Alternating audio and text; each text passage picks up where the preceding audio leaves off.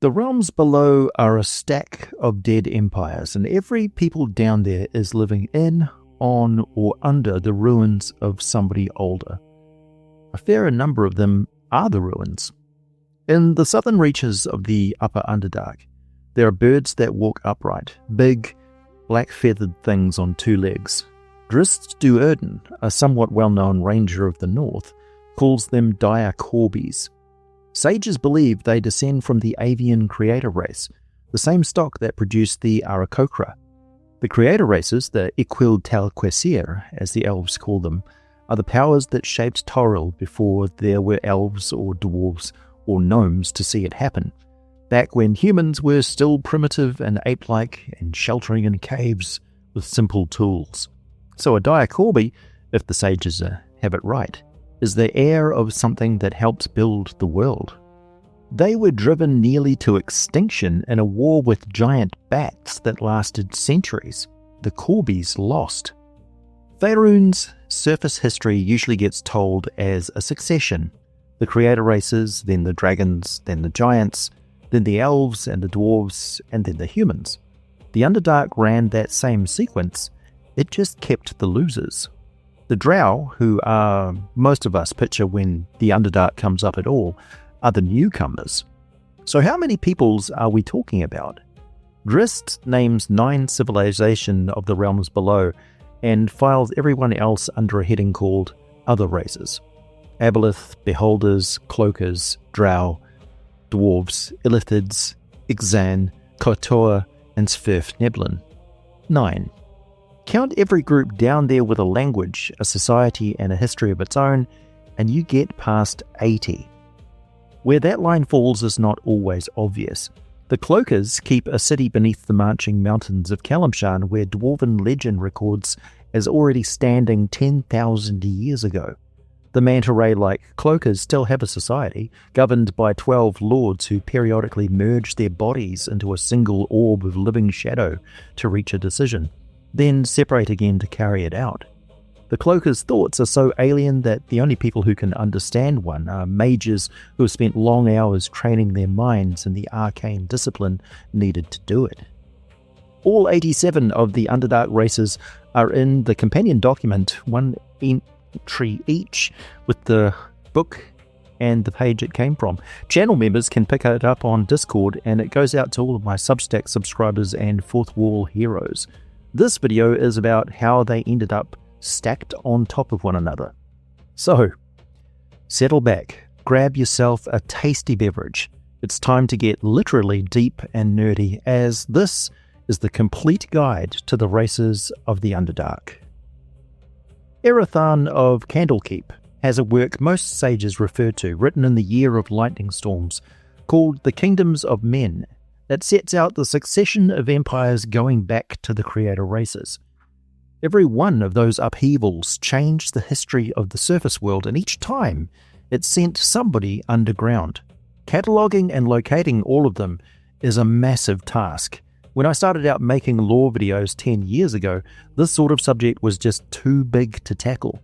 But, thanks to your support and over 1,000 videos to train up, I can now show you the power of a fully armed and operational Forgotten Realms scholar. So, let's get into it. Start at the bottom with the oldest race down there. An Aboleth is 20 feet of something that looks like a fish gone badly wrong, and Drizzt says they are as difficult to look at as they are to deal with. He's not being unkind. Its touch changes you. When a tentacle lands, your skin turns clear and slimy, and from then on, it has to stay wet. An Aboleth that submerges also releases a cloud of mucus that lets an air-breathing creature breathe water. Drizzt calls that cloud a land dweller's hook into slavery. They have no natural enemies. Every other thinking race in the realms below is either food or a slave. Their cities sit on the floors of great subterranean lakes, as much as 300 feet down. The Aboleth can go deeper. The slaves can't. Not without magical protection from the cold and the pressure, so the depth of the city is fixed by what the slaves can survive. If there are deeper cities stocked by aquatic slave races such as Kuo-toa, Merfolk, Sahuagin, and Ixzan, they are undocumented. but entirely possible. A city is a field of stone towers, most of them a story or two, fluted and spiralling, decorated with what look like rubbery tentacle fronds under a coat of slime. Inside are murals, urns, vases, and statuettes set into alcoves. There are no stairs, only sloping ramps. Each Aboleth keeps its own tower and lives in it alone apart from its slaves, who are barracked in the upper levels. The grandest towers belong to the savants. Aboleth have no industry. They don't do their own manual labour, don't mine or work any metals. They're a race of tyrannical intellectual overlords. What they keep is kelp farms and herds of rothae, a kind of yak-like cattle adapted to the Underdark to feed the slaves, and quarries to build the towers. An explorer can pass over a major Aboleth city and never know it is beneath them. What gives it away is what's missing and what is left untended. Nobody else lives in the region. Rothae herds graze isolated islands with no herders anywhere near them, and kelp beds run for miles along the lake floor. About 1 Aboleth in 50 is a savant, marked by heavier bone ridges over an oversized cranium and calcified nodules along tougher tentacles. Savants are the ruling caste. They are better at mental domination, and they are powerful wizards and priests who recover spells by resting rather than memorizing them. They're thought to trade spells with one another, so a savant's repertoire changes across the centuries. The greatest among them match the most powerful archmages alive, though their real specialty is glyphs and magical symbols. They rule by consensus. Even a grand savant, the title one takes when it rises above its peers in a city, has no absolute power. Decisions come out of prolonged telepathic debate, and Driss notes that they rarely act hastily. Some Aboleth venerate Guanadour, particularly as Dewiblex, the Slime Lord. Most of the common ones and every sapient aspire to Pisaithes, the Blood Queen, whose clergy are wizard priests and whose creed is domination and oppression. I use the term priest out of convenience here. The Aboleth don't worship gods generally. They just see them as powerful entities they don't control. Yet. An Aboleth is born knowing everything its parent knew, and when it consumes a thinking creature, it takes that creature's knowledge too. Any given Aboleth carries the secrets of its bloodline, everything it's eaten, and everything its ancestors ate. The savants keep all of it in writing, and a complex system of symbols. Stolen fragments of those writings are the only lore about the Aboleth that's ever reached the hands of another race. They rule the lower Underdark across Phaerimm, and the grip is tightest in the east and south, beneath the oldest human kingdoms. Individual Aboleth turn up higher, but the cities and the savants are always further down. For millennia, in Driss's words, they've gone on unchallenged and unchanging. Many Aboleth cities employ Skum, a race bred out of humanoid stock as beasts of burden and fighting machines. They are found wherever their masters are, which means the lower Underdark and the great subterranean lakes. A Skum has an Aboleth's tail, 4 strong limbs ending in webbed paws with 2 fingers and opposable thumb, each digit clawed, and a clear greyish-green membrane over its body. Its eyes are an Aboleth's eyes, only rounder. One race serves the Aboleth willingly. They are the manta-ray-like intelligent and evil Ixzan, who are close cousins to the Ixzan, which raises a question about which way the traffic ran. Recorded history in the realms begins about 37,000 years ago, at the end of the Great Ice Age, when the glaciation receded and the great oceans drew back with them to uncover dry land. Before that, the continents were a single landmass called Ouroboros, and none of the peoples you would recognize existed anywhere on it.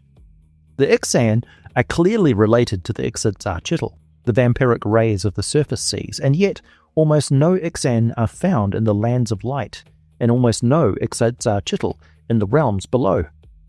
Despite there being freshwater lakes above and saltwater seas beneath to accommodate either of them, most surface scholars believe the Ixzan are an offshoot of the Ixzan that went down into the Underdark ages ago, much as the Drow and the Horgar did, but other evidence points the opposite way, that the Ixzan came up out of the night below. Some sages go further and hold that Cloakers, Ixzan, Ixzan, lurkers, Mantari, forest trappers, and even sinisters are all descended from a single racial stock. Nearly all of those creatures live in the Underdark. Only the Ixzan and the trappers do not, which suggests the family started down in the dark and only a few of its branches later worked their way up. The Aboleth are the oldest race down there, but they did not make the place. Something else has been digging it out for millions of years, the Horgar, which dwarves call the Stone Eater and gnomes the Storgin. It's a segmented worm plated in overlapping rock, 30 to 100 feet of it, and it eats stone. It tunnels by secreting acid that dissolves rock while carrying an internal heat of 400 or 500 degrees that glazes the walls behind it. It is semi-intelligent at best and entirely indifferent to whatever moves into the passages afterwards. There is one on Toril for certain beneath the bloodstone mines of Damara sitting on a clutch of eggs. Whether Horgar dug the Underdark is a separate question, and nobody has ever confirmed it. The claim belongs to the creature's ecology, which holds that most of the great caverns and passages of the underground world began as Horgar tunnels and widened afterwards by water and time. Realm scholarship has never taken that up as history. It describes the Underdark as the work of many processes across tens of thousands of years. Natural caverns, tectonic movement, dwarven excavation, drow and duergar and illithid tunneling, magical catastrophe, and the burrowing of enormous creatures, among which the Horgar is one contributor rather than the architect alone. The belief itself survives in the realms. Oryndoll, the skulking god, had an order of followers called the Horgarden, who wandered the networks of tunnels said to have been carved by the Horgar. Several races have gone past belief and into husbandry. Metal melts against a Horgar's body, so handlers use glass-lined pits and glass-tipped spears, slipping the point under the rock plates to irritate the flesh beneath and steer the animal that way. Dwarves, duergar, drow, gnomes, and Svirfneblin all keep them. The handlers are called Horgaran, and there's a dwarven saying that about the work, and as unlucky as a Horgaran without a spear. The Ixzan are one of Drist's 9 civilizations, and almost nobody counts them. They are also called demon rays, and the spawn of Ixzan, after the god they follow. They are semi-amphibious, able to survive out of water for a time, though the great concentration of them are in lakes near the coastlines of the surface world. They build stepped pyramids on the floors of Underdark lakes with charmed slave labor. The structures serve as temples and communal quarters, the chambers linked by water-filled shafts. Their slaves are kept breathing by magic and housed in huts on rocky islands with no way out except through the water. Ixzan society is less tied to the maintenance of large slave populations than other Underdark races are. They rarely make much effort to ensure a stable food supply for the slaves they do keep, so famine breaks out among them again and again, and the Ixzan overhunt the surrounding waters besides. Overhunting waters and shores, perhaps some escaped and emaciated slaves, is the only sign the Ixzan are nearby. Adult Ixzan have a caste-based system with no difference in role between males and females. They raise their offspring through a grueling regimen designed to weed out the weak. So while they have the potential to have a different alignment, most surviving adults are chaotic evil. Wizard Ixzan can sense when a young one has magical ability, and they take that child and raise it themselves on a regimen designed to instill absolute self-worth and contempt for lesser beings. Communities are ruled by an oligarchy of the most powerful priests and wizards, often including vampiric Ixzan, who combine power with a very long life, provided a rival does not kill them for the position first. The membership is settled by trial of combat, usually to the death. The vampiric and mutant Ixzan are revered as the favoured of Ixzan. Cannibalism is the basis of their consensus. Those in the minority end up on the menu, so an Ixzan leader spends most of their time winning converts, and the moment they sense a majority forming against them, they shift sides. Ixzan are unpredictable in dealings with other races, but they seem to get along well with Kuo-toa and are subservient to the Aboleth. After the Aboleth came the Sarrukh. The Sarrukh were a creator race, Saurians, and their empires are the first entry in the chronicles the surface world keeps. Okoth came first, then Mayor Shulk on the Chiltern Peninsula, whose people are believed to have made the first Yuan-ti, then Estoffethil, which dominated the Anauroch Basin long before Netheril and stretched from the Sayadar to the High Ice. Estoffethil collapsed under an ecological catastrophe of its own making, and I'll come back to that, what that catastrophe was. What is left of Estoffethil is a buried city of Oreme, and whatever caverns its remaining inhabitants can still hold.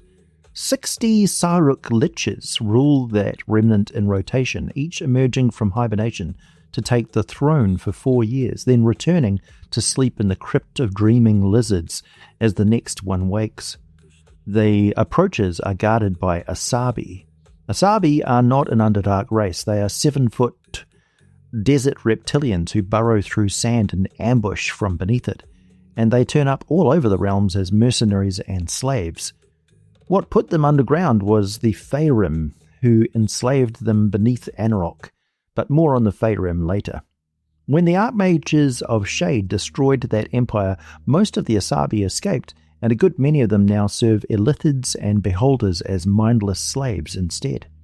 The other surviving Sarrukh legacy went in a different direction. Gaunds are grey-green reptilian creatures with 3 glowing red eyes, distantly related to troglodytes and lizardfolk, and believed to be descendants of the Sauroid creator race. They are sentient, but they resemble large lizards and spend most of their time on all fours. They live in small colonies in dry, fiery caverns, and are the most common in the upper Underdark near active volcanoes. Gaunds are still found in numbers beneath the smoking mountains and the black ash plain of southern Unther. Their colonies that once populated the Lake of Steam region have been driven to near extinction by the beholders of the Alamere hive and the drow of Goladirth. Some peoples have no arrival date at all. Nobody records them coming down because, as far as anyone can tell, they were always there. And where their territory overlaps with a newer race, it's the newcomer who showed up. The Cloaker city has a name, Ringlor Noroth, and there is no evidence it has changed at all in the time since Dwarven legend first recorded it. It's one of the oldest settlements standing anywhere in the realms, and the dwarves call it the City of Soaring Shadows. Some Dwarven philosophers speculate that the Cloakers somehow live apart from the flow of time. For all the resemblance to a ray, a cloaker has no use for water. It flies with blinding speed. A cloaker looks like a black cloak with rows of eye spots down its back like buttons and 2 ivory claws along its upper edge that pass for bone clasps. The white underside is where the face is, 2 glowing red eyes and a ravenous maw with a whip-like tail below. It hunts by dropping onto prey and folding around it, and it goes on eating while fending off anyone else with the tail. It emits subsonic moans that induce unease, fear, nausea, weakness, or paralysis, and it manipulates shadow to blind opponents or to produce precise images of things that are not there. Their cities are built into the roofs of great caverns and the sides of deep chasms, and the favoured sites are massive stalactites and towering chasm walls that nothing without flight can reach. The enclaves are rarely contested because they're near impregnable. Inside, most passages are only a few inches wide, and a cloaker gets through by flattening itself and inching along on its claws. The chambers are smooth domes with floors left deliberately jagged, spikes and crevices everywhere, which serve as artworks for the cloakers to contemplate as a guarantee that nothing flightless can get a footing in them. They are capable of mining, agriculture and trade, but would rather enslave somebody else to do all 3. Animal husbandry is rare among them. A few communities keep penned herds of deep rothae on the cavern floor below, but only a few, and the sages take it as a sign that the hunt itself is part of cloaker ritual. The other sign of a large cloaker community is the warding song. Hundreds of them emit subsonic moans together in rising intensity, and the sound carries for miles through the Underdark. More than one explorer has walked into a great cave, seen the dark shapes flitting overhead, taken them for bats, and then realized they've misjudged the scale of the cavern, and there are hundreds of cloakers up there. Ropers are pillar-shaped things with one yellow eye and a maw ringed with sharp teeth. Small bumps cover the body and each one can shoot out a strong, sticky tentacle. While a roper holds still, it's indistinguishable from an ordinary cave formation, and the usual way anyone finds one otherwise is when the tentacles come out, wrap around them, sap the strength out of them, and drag them back to the mouth. And then the thing eats you while thinking about philosophy, as ropers are intelligent and insightful. Between feedings, they listen to the underworld around them and contemplate what they've learned. And religious pilgrims have been known to brave a roper's lair for the chance to hear what one's worked out. They are favoured by Gonadau. Most hunt alone, though clusters gather in caverns along well-travelled tunnels in the northern and central upper Underdark. They have relatives. Stow-ropers are stonier and less flexible, with tentacles permanently extended 20 feet. Gaul ropers are giant ropers with magical powers who serve Gonadau directly. The Europhians are Illithid and roper crossbreeds. A Europhian is an intelligent as a mind flayer with psionics nearly as strong, and it stuns prey psionically before reaching out with tentacles up to 50 feet long to drag the victim and eat its brain. They serve as guardians and sentinels in Illithid cities, and despite being the equal of their masters in almost every respect, the Illithids regard them as lesser and keep them in dreary servitude. The only honour a Europhian is granted is that when it dies, it's fed to the elder brain. Chokers hunt the same way but smaller, in the fissures and narrow niches of cavern walls anywhere in the Underdark. A choker has cartilage instead of bone, so it folds itself into narrow fissures and niches in a cavern wall and waits there, silent and unseen. Its arms are long enough that it can keep its body deep in the crevice, out of reach of most weapons, and still shoot its starfish-shaped hands out to wrap a throat and pin the victim against the rock. It baits the spot with its last kill, leaving the corpse propped up just outside the fissure and tearing chunks off when it's hungry, because a dead body in a tunnel brings curious people over to look at it. Surface explorers, drow and durgar, all end up on that list, but a choker's favourite food is goblin. They ambush alone, and where there's one, there's usually others nearby, calling to each other in long, keening howls that carry for miles through the tunnels and are almost impossible to place in all of that echo.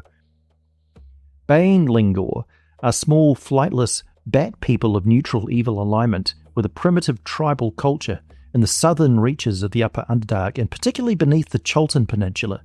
They undergo a series of magical transformations as they age, and the elders come out the other end of that process as undead creatures called revered ones. Legends speak of deep tribes composed of nothing but revered ones, hunting in great packs through the deeper reaches of the Underdark. The giant bats that found the dire corbies eons ago also range through the same southern reaches of the upper Underdark, so I speculate that the Bainligor, who can't fly, might ride them, though I've not found any sources to confirm my speculation. The Varkha are lizard men, an offshoot of the lizard folk, and they live much further down in close-knit tribes in the moist caverns of the deepest lower Underdark. They are brutal, lawful evil and skilled hunters, with large photosensitive eyes set on the sides of their heads like a frog's, and a connective layer of webbing beneath the armpits that lets them swim the underground lakes and rivers. Keep in mind that the waters down there are tropical hot, at least, and often hot springs close to volcanic waters and vents, so the Varkha don't tolerate cold water or environments very well. Blindheim, or Blindheim, are squat, frog-like humanoids of the lower Underdark, living in small tribal communities and cave systems, building simple dwellings out of stone and fungi. They hunt, they gather edible fungi, they defend what is theirs, and they do not try to take anyone else's stuff. They have a language of their own and enough undercommon in most tribes to deal with their neighbours. What they are remembered for is the eyes. The Blindheim's enormous golden eyes can throw out a dazzling flash, and anyone looking at it when that happens is blinded, which gives a physical, unimpressive creature time to attack or leave. Dark creepers and the dark stalkers who govern them live in small villages through the upper and middle Underdark, south of the Sea of Fallen Stars and east of the Shining Sea. They're chaotic neutral, and they believe to feed on magic itself, drawing part of their nourishment from the pockets of radiation scattered throughout the Underdark, the famed Phaerimm. The Drow and other powerful races compete for those same sites, which is why dark creepers register as a nuisance rather than a threat, though their habit of stealing small magical items has ruined many an explorer's day. The Pech are not from Toril at all. Also called rock children, they're small, neutral good, and native to the elemental plane of Earth, and they come into the deepest reaches of the lower Underdark to mine rich veins of ore and work the stone around them. Very thin, long arms and legs, broad hands and feet, flesh nearly as hard as granite, pale and yellowish, with red or reddish-brown hair and large eyes that have no pupils. They compete with the Dow and the Dwarven races and the Thalid over raw materials, and otherwise everybody leaves them alone. Anguiliians are lawful evil deep dwellers, relatives of the Sahuagin, and they look like a cross between a man and an eel.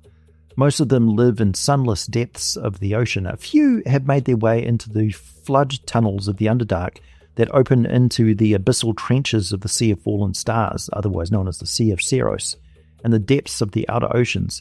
So they came up out of the water rather than down from the land. The dire corbies we've already met back at the start. Then the Gremlins are one family in three parts. The jermlaine, the mites, and the snyads all lair in mazes of tiny chambers and passageways along the major trade routes of the upper Underdark, preying on whatever comes past. Most other races exterminate them on sight. Drizzt calls the amazingly resilient and nigh impossibly to completely eliminate, which is a polite way of saying that everyone's tried.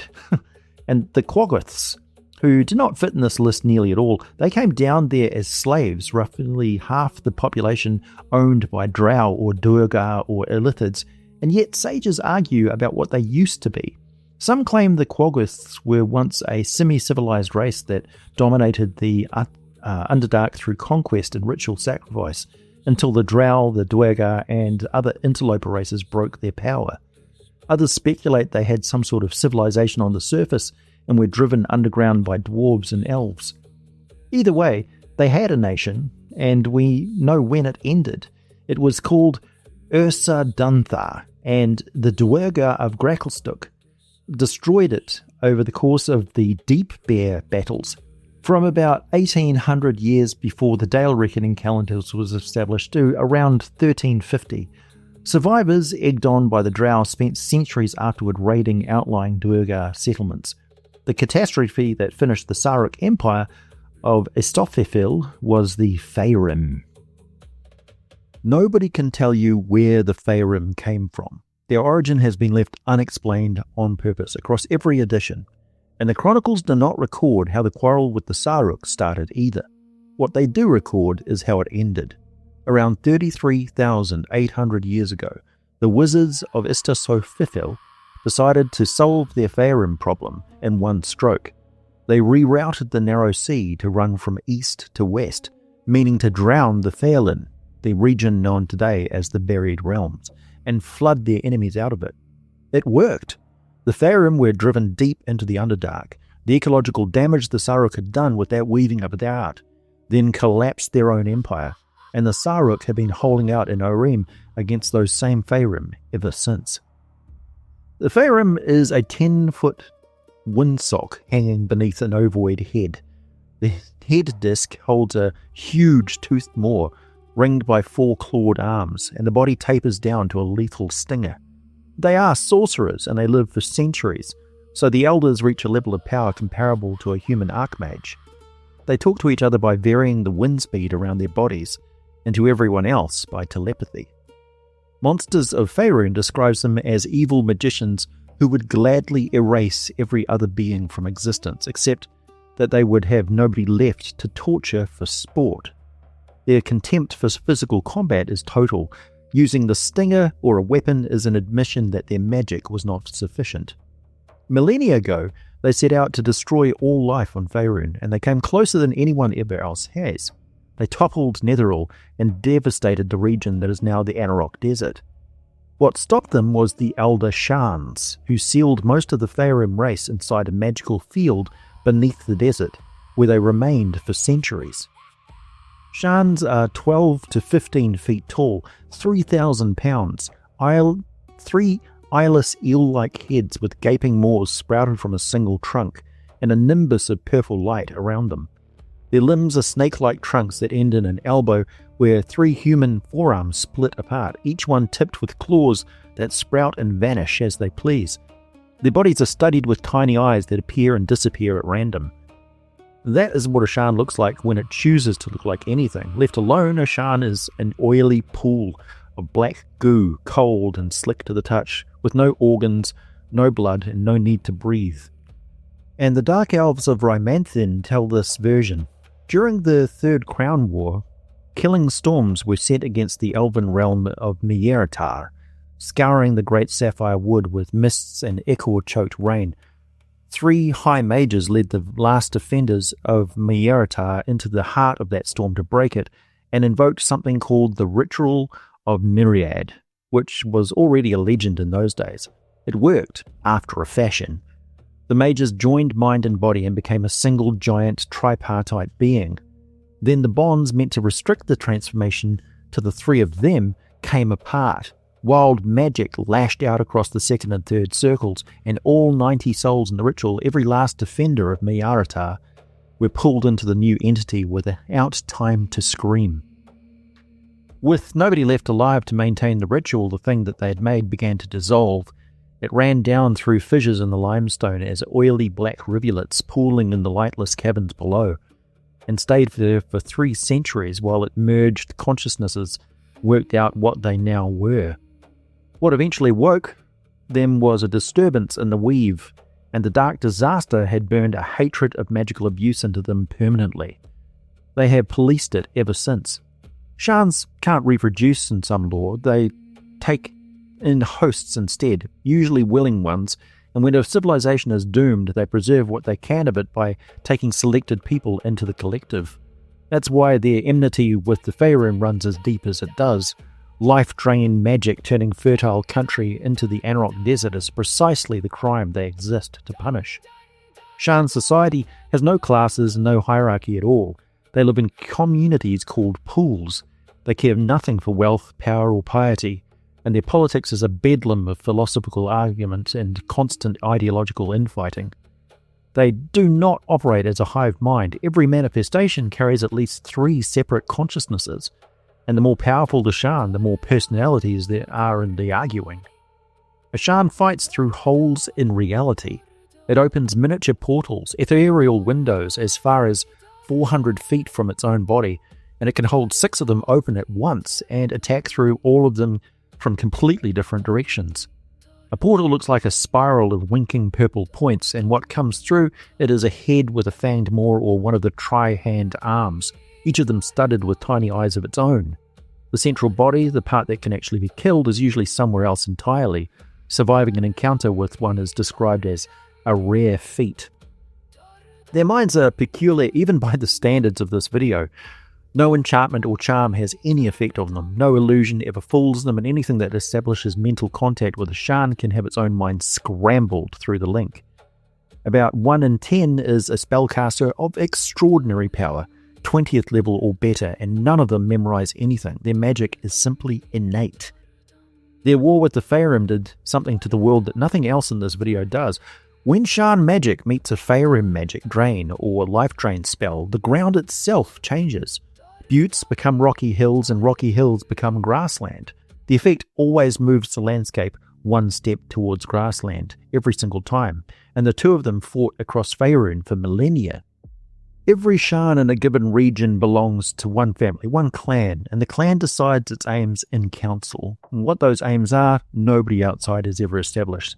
They deliberately keep clear of whatever is happening around them, and a human sage of Zassespur named Orlin called them the Great Aloof Ones, and which everybody else has since agreed is exactly right. The Sharn living in Underdark Mountain worship something called the Drowned Queen, a mysterious creature in the depths of the Sarrukh, and some believe she is an Aboleth with magical abilities like the Sharn's own. Inside the prison the Phaerimm ruled, they were masters of every creature of the Underdark trapped in there with them, and they bent even mind flayers to their will. The asabi we met earlier were their slaves. The Phaerimm giants are another result, stone giants warped by Phaerimm magic into something that would stand 20 feet tall if it could stand straight. Walking on its hands, its back plated like a beholder's hide, its jaw protruding, and its teeth long. 3 Phaerimm got out and called themselves the Triumvirate. They took the beholder city of Ooltul and then went back to the prison to retrieve the technique for making gouges, creatures bred specifically to destroy beholders by putting out their eyes with a 15-foot tongue. They have not troubled to keep close rein on those creations, which are now spreading out across the Underdark on their own. The Illithids, or Mind Flayers, are the other great power of the deep, and they're not from here. They came to Toril out of another prime material plane in the distant past, and they still hold a world of their own in realm space called Glyth. There is no clean date for their arrival, and there never was meant to be one. Their empire had already risen and fallen out among the stars before anyone on this world started keeping records, brought down by a slave race that became the Githyanki and the Githzerai, which is why the Gith hate them with such consistency across so many worlds. I've covered all of that in detail elsewhere, and will not repeat it here. What matters for the Underdark is that the colonies down there are the remnant. Their hatred of the sun is absolute, and they spread through the upper, middle, and lower reaches. An adult Mind Flayer stands about 6 feet, vaguely humanoid, mauve skin glistening with slime, pupilless white eyes, and 4 tentacles around a mouth, many-toothed orifice like a lamprey's. The tentacles are built for latching onto a skull and burrowing into the brain. Despite their amphibious origins, and the adults can't breathe underwater, so you'll find them in deep, damp caverns close to larger settlements of other races, which are their food supply. They don't hold much territory, though they do have some known cities, and canon names very few. Most Mind Flayer colonies are left deliberately unnamed. Illithids lay clutches of eggs that hatch into small, helpless tadpoles. A tadpole that survives 10 years in the briny pool of an elder brain undergoes seromorphosis, which means it is inserted into a captured humanoid and eats its brain, then reshapes the body into an adult Mind Flayer. They are, essentially, parasites. At the center of the community sits the elder brain, a sentient, disembodied mind in the pool where the tadpoles are raised. It's made from the brain tissue of recently dead Mind Flayers, alloyed into one consciousness and held together by psionic science. A few elder brains are despots who oversee every decision. Most are consultants and advisors, living archives of the community's history, technology, and psionic expertise. Illithid society is rigidly ordered, every Mind Flayer with its place, and the ideological arguments happen inside factions called creeds. The creatives research new psychic disciplines and technology, the awaiters favour patient, cohesive planning, the possessors chase wealth as a route to power, the tamers prefer military force, the oddly named thorough biters hold that real insight only comes from analysing failure, and the nourishers treasure their thralls above everything else. The Illithids have succeeded also at crossing their tadpoles with other races, and the results are called Flayerkin. The Mosgrikin is an Illithid tadpole crossed with Svirfneblin. Sarkandi is one crossed with Lizardman. The Europhian is one crossed with a Roper, and we'll come back to those. All 3 are the product of seromorphosis going somewhere other than a human body. There is also what happens when seromorphosis does not occur at all. If a tadpole is never implanted in a humanoid and simply keeps growing, and this is incredibly rare, it becomes a neolithid, a leviathan slug that owes nothing to anybody. Ulitharids are elite Mind Flayers, present in about 1 community in 10, and they rise to leadership quickly. Oryndoll is the great Illithid city of Toril, and they call it the City of Lawtakers. It lies miles beneath the shining plains, west of the Vilhon Reach, about 90 miles northwest of Ormath, and 90 northeast of Lashale. And it was founded around 11,000 years before Dale Reckoning by Illithid refugees out of the planet of Glyth. The name comes from what its inhabitants do, which is accumulate exhaustive knowledge, and they've been plundering the intellectual wealth of the realms above and the realms below for millennia. Merely saying the name frightens most other underworld dwellers of southwestern Phaerimm, and there is a reason for that beyond reputation. When an Illithid projects the name to its thralls, it carries a psionic sub-reference marking Oryndoll as a holy place of their psionic god, Ixzan. By 1372, it held something like 4,300 mind flayers and close to 24,000 inhabitants in total, the rest being thralls. It is the political, religious, and philosophical centre of Illithid civilization on Toril, and is not governed by one authority. The creeds compete for control beneath the Elder Brain. Oryndoll is also the city responsible for the enslavement that produced the Duergar during the Mind Stalker Wars, and we'll come back to that when we get to the Grey Dwarves.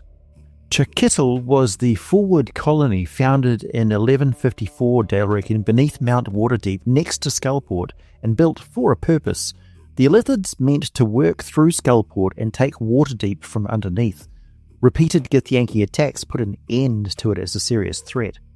And then there is Ellyn'taal in the North Dark, which is an ordinary Illithid city until it was abandoned.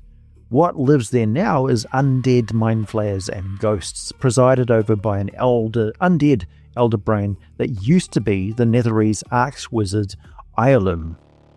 Then there is the Elhoon, also called Illithiliches, rogue Illithids who pursued arcane magic rather than psionics and made themselves undead. Every Illithid community that still has an elder brain regards them as abominations. They are a rising power in the twisted politics of the Underdark. They were all wizards or sorcerers of considerable skill before they turned, so they carry psionics and magic together. They're also only incompletely undead. Their Illithid spell resistance interferes with the transition to a full lich state and leaves the process unfinished, which is why an Elhoon still has tissue that dries out. Their skin wrinkles and desiccates constantly, and they counteract it by bathing and by drinking water, soup, and other liquids. The beholders came from the sky. They're believed to hail from the heavens, most likely from the wandering star that some cultures call Hecatha, and they reached Phaerimm by Spelljammer, the same way the Grail did.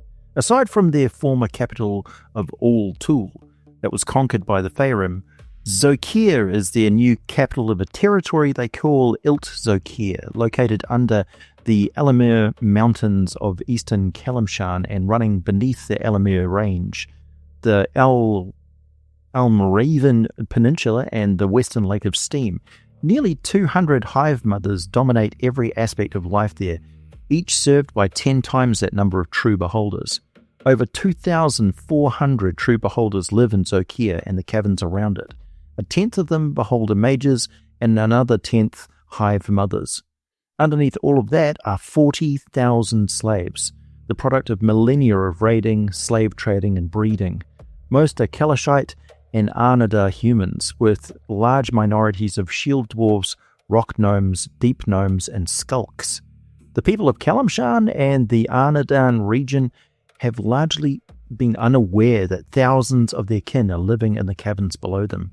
Those humans have adapted to life underground, and generations of forced inbreeding with the dwarven community has left many of them with slight intravision, out to about 10 feet. Ilt-Zokir was once home to some of the earliest dwarf holds of Deep Shanatar. The beholders have held those tunnels ever since. As we know, a true beholder is an alien floating orb 10 feet wide with naturally levitates. It has 10 eye stalks that emit magical effects and a large central eye above a huge maw, projecting a forward anti-magic zone of 90 degrees. The problem, from a beholder's point of view, is its children. Beholder offspring throw wildly varying mutations, and the parents work hard at killing the mutants, but subraces keep establishing themselves anyway. Those are the beholderkin, and each subrace is entirely convinced that it is the one true and proper breed, and everyone else is the deviation. Even among true beholders, there is variation they tolerate. Hive mothers found and rule communities called hives, and they spawn abominations, specific breeds made to meet a community need, such as defense or extra firepower for an invasion. Elder orbs are ancient eye tyrants that can cast wizard spells and sometimes found hives of their own.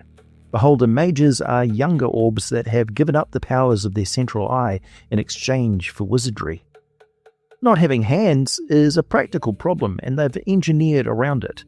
A mouth pick is a long pole held in the mouth with a tool or a weapon on the far end, used when telekinesis is inconvenient. Beholder armor is enchanted plate that the beholder settles on top of, which lets it move faster and gives it hands to work with. This is not an obscure curiosity either. Beholder armor is one of Zokia's major products, listed alongside deep rothe among the goods the city trades, and the beholders leading slave patrols out of Zokia increasingly wear the armor and carry mouthpicks to supplement what they can already do. Their cities are hard to spot because they rarely build. The beholder hive takes a natural cavern complex or a rift and reshapes it with disintegration. Access is deliberately limited, often to a single opening big enough for one beholder, and the whole place is designed so the inhabitants can cut themselves a new escape route in a hurry. Where a city holds humanoid minions, it spreads out horizontally so the minions can function. Where it holds nothing but eye tyrants, it is built vertically to make life impossible for anything that cannot fly in a confined space. Individual dwellings look like wasp nests, vertical tubes blasted into the stone and linked by cross shafts at different levels. There are vast amphitheatres for the eye tyrants to argue in. They venerate two racial deities. The Great Mother covers magic, fertility, and tyranny. Xemnid covers gases and fogs, obscurement, and deception. There's no beholder priest caste, though the Great Mother will occasionally elevate a hive mother to priestess when the hive is under real pressure, and Xemnid grants his followers nothing at all. The holders who venerate other gods entirely tend to remain in shallow caverns near the surface, ostracized. The Grell came the way the beholders did, on great spelljamming ships, and they settled the upper reaches, particularly in the northeastern parts of Phaerimm. That was only the last leg of the journey, though. The species itself arose on a parallel world, or an alternate plane, where the laws of nature are not the ones that apply here. A Grell looks like an enormous disembodied brain with a vicious beak and 10 dangling tentacles. It's a neutral evil carnivore. A Grell is blind. There's no face on it but on the beak, and it finds its way by scent and by vibration out to about 60 feet, which in permanent darkness is as good as eyes. Its body is buoyant enough that it simply floats, and it moves through the air with complete control. The 10 tentacles are lined with small spiny barbs, very much like a squid's, and anything they touch is paralyzed. That's what they're for. A Grell would rather not kill its prey where it stands, but carry it back to their lair paralyzed and alive. A Grell will not take on a large group because it understands perfectly well what a group that works together can do to it. So it follows instead, quietly, out of sight, and waits for somebody to lag behind. It will also post itself near a pit trap or quicksand or the lair of something worse than itself and let the ground do the work, then collect whatever ends up trapped or wounded there. Humanoids are their preferred meal. A few live as solitary rogues. Most live together in small cavern complexes, hunting the surrounding territory until it's empty of prey and then moving somewhere else. Their communities are called colonies or nests, and there are 3 castes in one: soldiers, philosophers, and patriarchs. The division that actually matters to the Grell is not caste, though. It's whether you are feral or civilized, and that is cultural rather than physical. A feral Grell is exactly as intelligent as a civilized one, and an individual can join a colony, leave it, and join another several times over the course of its life. The philosophers are the ones who study. What they study is arcane magic and something the sages call Grell alchemy, which combines magic with natural science and with the physical laws of the alien reality the Grell originally came out of. Not all of those laws work here, and the philosophers spend their lives trying to make them work anyway. Human scholars can make very little of it because they have no knowledge of the properties it's built on The practical output is the lightning lance, a silver tube about 3 feet long that throws electricity, which the philosophers manufacture and hand out to the colony. Feral Grell have none of this. The most powerful philosophers become patriarchs, and Grell government is stranger than it looks. A colony is run by consensus of all its adults regardless of caste. They will assassinate a rival without hesitation, but they do not deny any Grell the chance to rise as far as its cunning takes it, and they regard each other as colleagues. The patriarch leads only as long as the colony agrees it is fit to, and when that judgment turns, it is killed or exiled. Younger Grell who sense a patriarch closing in on them live feral for a few decades to grow larger away from those suspicions and then come back when they're ready. Their language is a set of buzzing rasps and clicks and whistles, and about half of everything a Grell says is carried in deliberate manipulations of its own electrical field, aura, which is inaudible and invisible to almost anything else. Two Grell within 60 feet of each other can hold an entire conversation in complete silence. That's how a pack coordinates an ambush around you, without making a sound. Colonies don't keep captives as slaves, they keep them as a food larder. Captives are given water and edible fungus and no care of any kind. They're left to work out among themselves who gets eaten next. A prisoner who proves useful by luring in more prey or by keeping order in the pen through cruelty or strength is allowed to live longer as what the Grell call a chooser of the eaten. It does not save them, it only means they are eaten last. The dwarves came out of the Yhirmal, the mountain range where Phaerimm, Kara-Tur and Zakara meet, and migrated into all three lands from there. In Phaerimm, they went underground early. The first kingdom was Berrendin, founded more than 16,000 years ago in a vast cavern deep beneath the southern plains that the elves of Illithids then ruled. It claimed great swaths of the Underdark, and the surface world barely knew it was there. Every dwarven subrace in this video comes out of what happened to Berrendin next. 12,000 years ago, Tark Shanat, the Crusader, led a great migration west out of that cavern. Those immigrants became the Shield Dwarves, and they founded Shanatar beneath what is now Arm, Tethir, Calamshan, and the Lake of Steam. The Erdnir came out of those Shield Dwarves, and they're not a migration or a schism. Dumathoin made them, and the legend gives this reason. When the dwarven race was young, Dumathoin grew angry that they were burrowing into his mountains and taking the riches he had hidden in the earth. He came round to it eventually and took great pleasure in the things they made, but for the time he was furious. During that time, he took certain mountain dwarves and created the Erdnir out of them and hid them far away from the rest, because the Erdnir could pass through stone and hunt out ore and gems without breaking the mountains open to do it. The other dwarves still tell stories about this lost race. They call them the Sonsamin, which means stone friend. The word Erdnir means ore cutter in their language, which is close enough to dwarvish that a speaker of either understands about 3/4 of the other. They look much like shield dwarves, skin ranging from light grey to dark and silver eyes. They take very good care of their long beards, but pay no attention whatsoever to the rest of their grooming. Their clothing is a tight one-piece garment of stone or metal, made flexible by their own magic, and only the leaders wear garments made entirely of metal. Stone walking is the ability everything else flows from. An Erdnir passes into and through stone and earth as though it were air and can carry twice its own body weight along with it. Used offensively, it's horrifying. The Erdnir grabs hold of you, walks into the rock, and lets go of some or all of you while you're still inside it. Your body binds with the stone, and only a wish can undo that. It works in the other direction too. Cast Phase Door on an Erdnir that it's currently walking through stone, and you kill it instantly. They shape stone once around with no components at all, which is why Erdnir lairs are full of ingenious traps. They shape metal by concentrating for a round, up to 5 cubic feet, so an Erdnir who sees a blow coming can reshape the weapon as it lands, take half the damage and leave the weapon useless. Their leaders, called Alliads, or Gold Lords, don't need the round to concentrate, they just do it. And Erdnir never use weapons. If everything else fails, they just hit you with their fists. They don't eat food, per se, they eat gems. Dumathoin provides every Erdnir settlement with a self-replenishing supply of precious stones purely to be eaten, and they guard those sources to the death.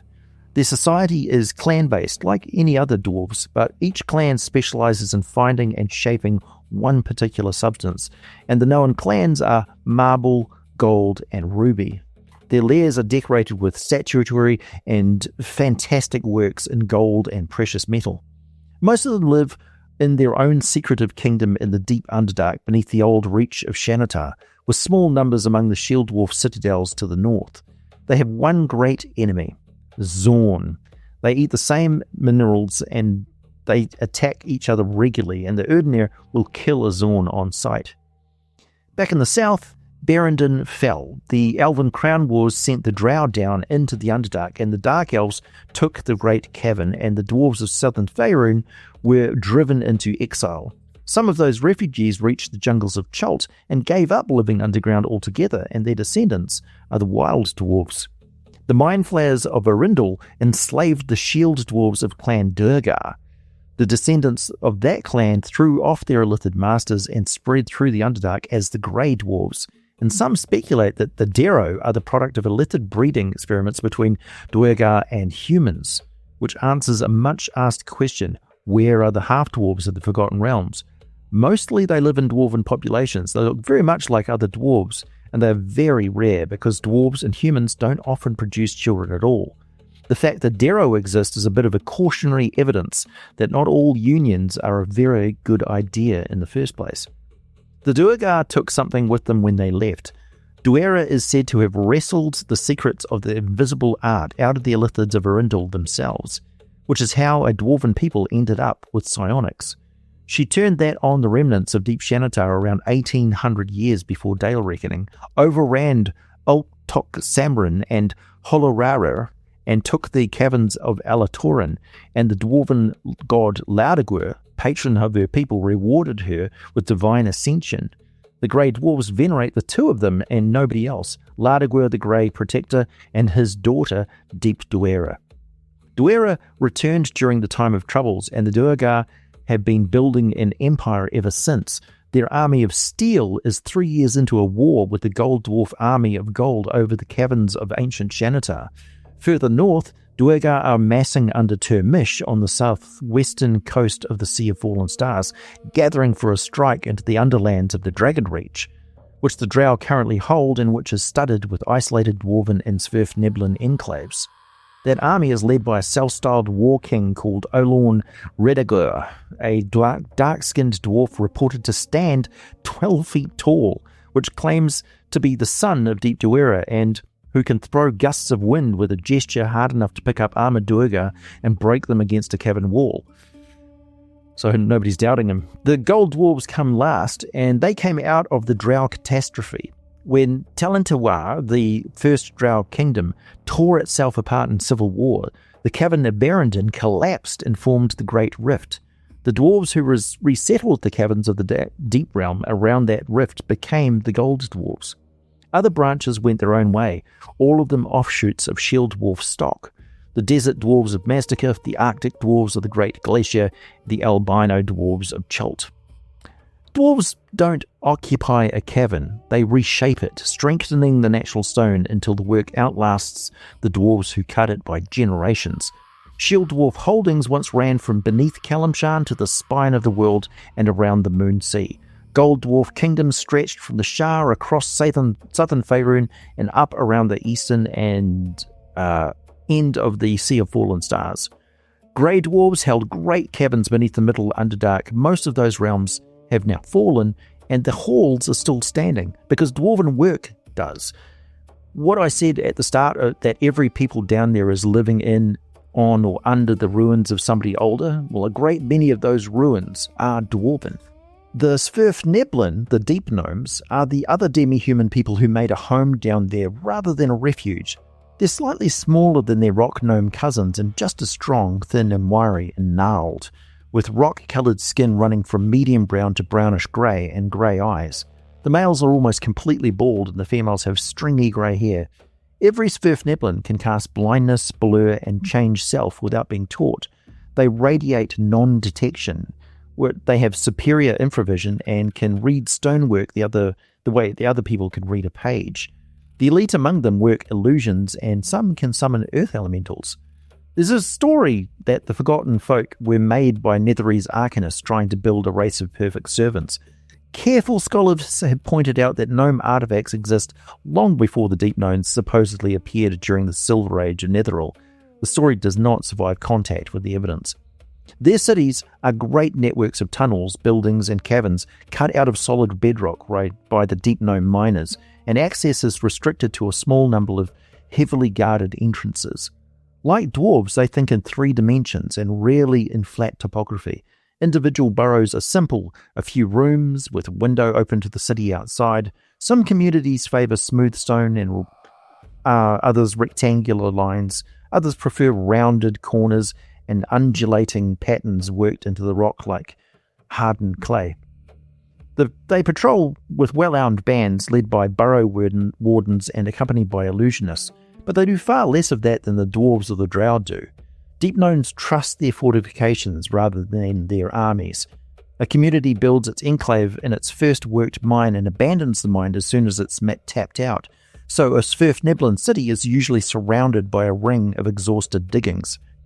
The Neogi are the other arrival off the spell-jamming lanes, and they left their homeworld a very long time ago with a stated purpose, which is to conquer every world there is. They've never gone back.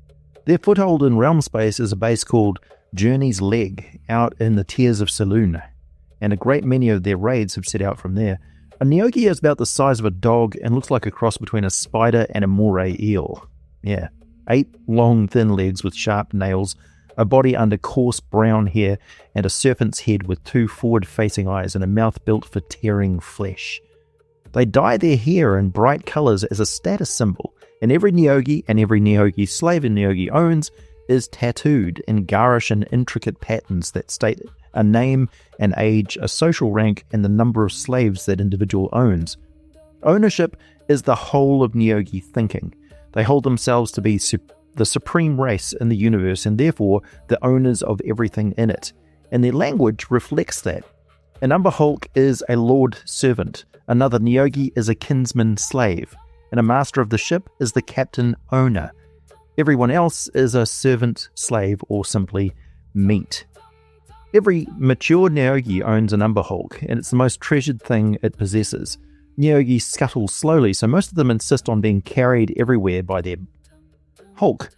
The powerful ones own 2 or more. A Neogi's bite carries a slowing poison, but the important use of it is not in a fight. Administered over a long period, it works as a charm, and that is how the slaves are broken, so they will not rebel. Reversing it takes dispel magic and neutralize poison used together. They breed by murder. With a captain owner grows old and its underlings tire of it, they poison it with a mixture of chemicals. It collapses, falls into a coma, and swells into something called a great old master, or brood master. That creature is fed on the flesh of slaves and grows enormous, while the young Neogi developing inside it eat it from within. When the time comes, its flesh splits and it bursts, and the young spill out and consume is what's left of the parent, and then turn on each other. Out of a litter of 40, 6 or 7 survive. Nobody will work with them. Their only allies are corrupt mind flayers, and even that's an arrangement rather than a friendship. Even the drow will not deal with them and brand them blasphemers against Lolth. Now we come to the peoples who were driven down, and the Kuo-toa were among the first. They are distant kin of the nomadic Locatha, and other races know them derisively as gogglers. Whatever you call them, they vanished from the surface of Abiatoral well before the dawn of recorded human history. Ancient legend has them evolving amphibious qualities and colonizing the shores and islands of the upper world, until humans and demi-humans drove them back into the sea. Other accounts say their hatred of surface dwellers is misplaced, and that what actually happened was sea elves and mermen and other modified land dwellers colonizing the Kuo-toan domain underwater drove them into deep caves and then into the Underdark fully. Either way, it ended in a long war that nearly exterminated the species. Their enemies forgot about them, and they adapted. We can put a date on this, or near enough. The Sea of Fallen Stars did not exist before the Tearfall, around 31,000 years before Dale Reckoning, when a comet or ice moon came down on Toril and rearranged the seas, merging the 4 inner seas into one body of water. Nothing in that sea can predate it. After Ellyn'taal fell in the Second Crown War around 11,200 years before Dale Reckoning, there was another great migration to the sea, and the Sea Elves expanded militarily out beyond the Selmal Basin, founding new kingdoms as they went. 2 centuries later, the Ariselmilir Empire rose to rule every elf kingdom in the Inner Sea. The Kuo-toa of the Sea of Fallen Stars in particular are said to have retreated into the depths around the Ellyn'taal Peninsula and from there into the Underdark. Something happened to them during that migration. They encountered something that transformed their culture and introduced a streak of insanity into the race. Some legends say the Kuo-toa were enslaved by the Morkoth. Others whispered that the Gogglers awoke some buried elder gods. The Morkoth, known as the Wraith of the Deep, is a solitary aquatic predator, and accounts of them vary so much that nobody is certain what one really looks like. The common description is 5 or 6 feet of inky black body with faint luminescent silver patches and a beak like an octopus.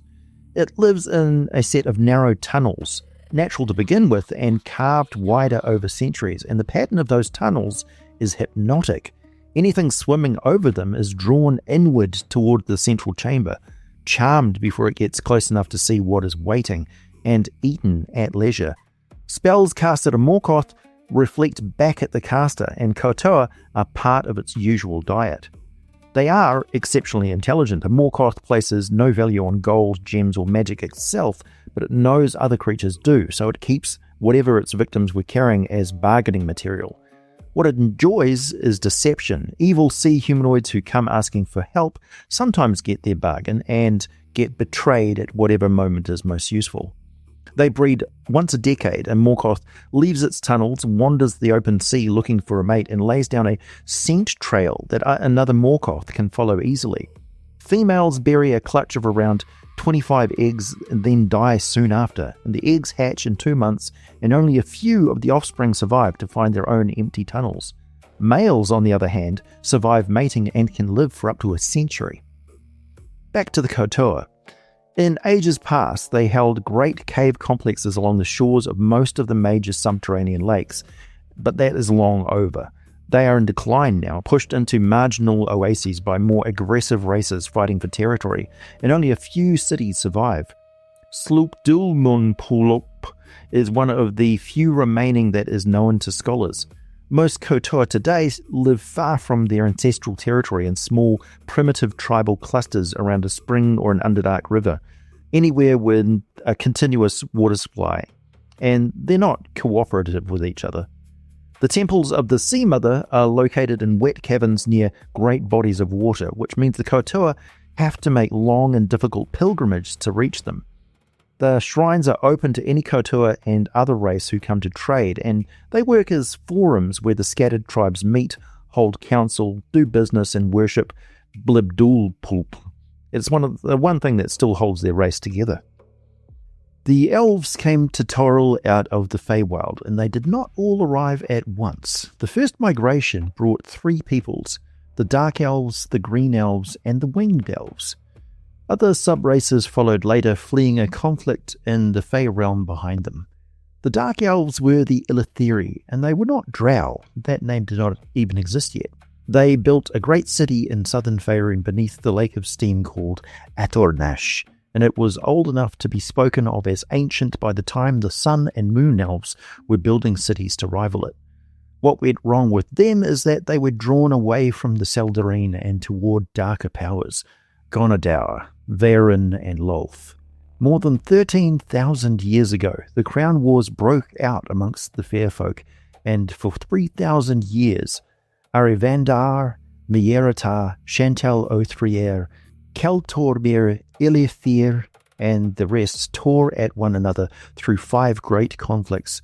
At the end of the 4th, around 10,000 years before Dale Reckoning, The Illithidi and others were transformed by Corellon's magic, worked through the Protector's priests and high mages, and banished into the lightless depths. That transformation is where the Drow began. Everything before it belongs to the Dark Elves. They were not driven under by an army, and they did not migrate. They were sentenced by their own pantheon, and the Underdark was the prison. The first Drow civilizations rose in the Underdark of southern Phaerimm around 9600 years before Dale Reckoning. Their first great kingdom was Talantiwar, capital in the Cavern of Berendon, which they took from the dwarves at 9,000 years before Dale Reckoning. Then they turned on each other. Talantiwar collapsed, and the roof of Berendon came down to make the Great Rift. A Drow is shorter and more slender than a human, with skin like polished obsidian, stark white hair, pale eyes, and finely chiseled features.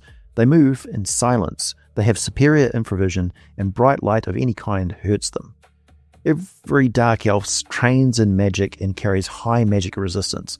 All of them can call up dancing lights, fairy fire, and darkness once a day.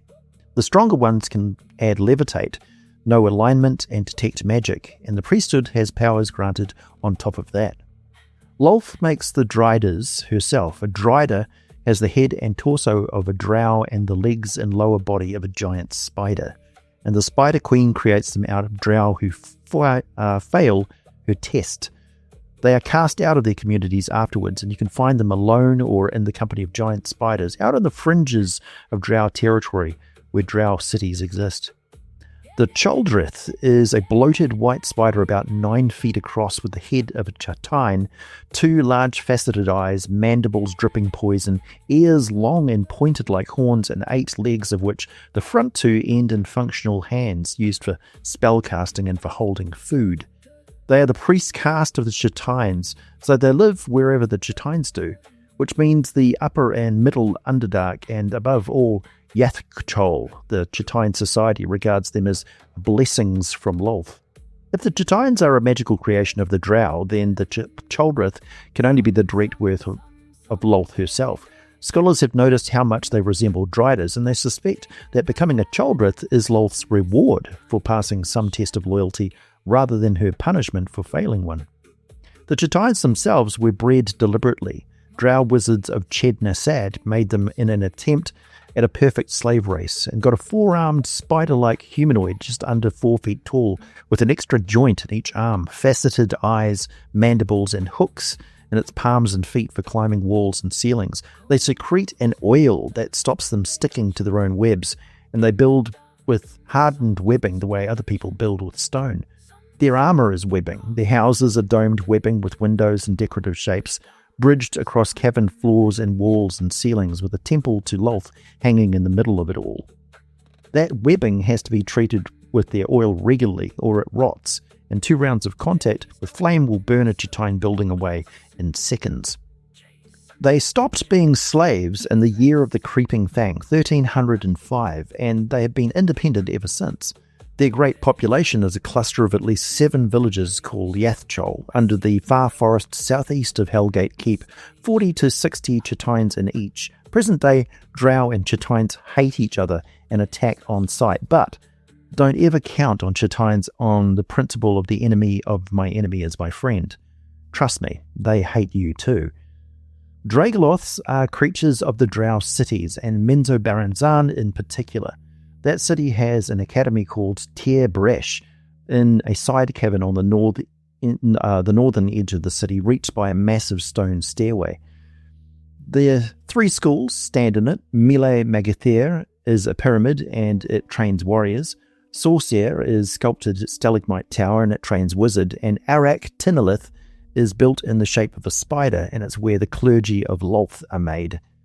Graduation from Arak Tinilith is marked by a ceremony of what the sources call horrible depravity, and its cornerstone is the conjuration of a Glabrizu by a top-ranking student priestess. A Glabrizu is a true Tanari, a demon the size of an ogre with 4 arms, 2 of them ending in enormous pincers. The priestess summons it, and, well, there's no polite way to say what happens next, the result of which is a monstrous crossbreed called a Dragloth. 8 feet tall, forearms, inky black skin, a knotted mane of yellowish white hair, hide covered in fine white fur, a face pulled forward into something like a dog's muzzle, and a mouth full of vicious teeth. 2 of its arms end in powerful claws and 2 in smaller hands that could be used for spellcasting.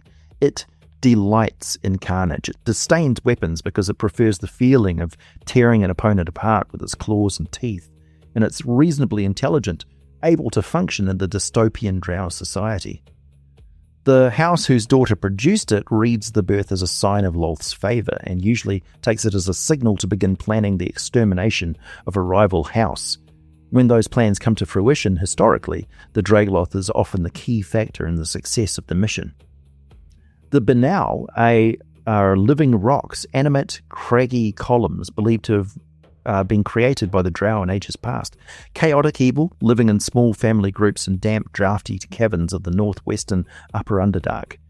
Their close relatives are the rock worms and the rock lords, the latter also known as Lords of Stone, and both of those appear as stone snakes with arms, which tells you what stock the drow were working from when they made the Bi-nou.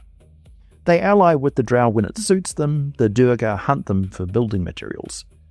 Half-drow are far less common in the Underdark than they are on the surface world, and they have no culture of their own outside the nation of Dambrath, located over the Knollwatch Mountains on the the southern coast of Phaerimm, where they rule over their human neighbours.